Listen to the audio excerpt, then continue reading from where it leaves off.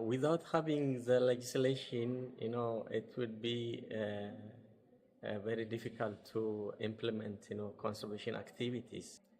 The National Legislation Project of CMS enables the Secretariat to work with the parties, the governments, and conservation organizations to understand the breadth of legislation and the capacity needs of countries. Many countries are in the process now of reevaluating their laws, their regulations for species, because we're in the midst of a biodiversity crisis.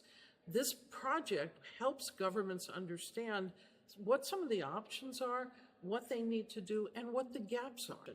For example, the convention says for species on Appendix 1, species that are threatened or endangered with extinction, migratory species, prohibits taking the species from the wild, harassing, killing, etc. That doesn't make any sense in a country unless there are laws that require that and enable the countries to actually take action to implement the convention. So it's very important that countries have laws and regulations that enable them to fulfill their obligations.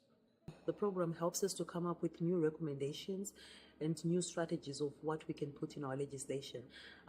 Particularly this workshop has been very useful because we've learned a lot of lessons from other colleagues from other jurisdictions, and quite a lot of us are reviewing our legislation. So we've actually come up with new ways and new strategies that we intend to put in our own laws. So I think it's been very useful. This is the chance to speak with all our neighboring countries from the region, also from the whole Europe, how we will define our legislation to support, for example, ecological connectivity, which is the most important issue for the migratory species.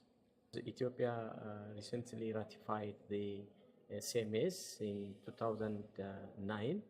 So since then, we didn't make any improvement for our legislation. But now we are in the process of updating our legislation. So this is a very good opportunity for us to consider the key elements of CMS legislation to be addressed in our legislation.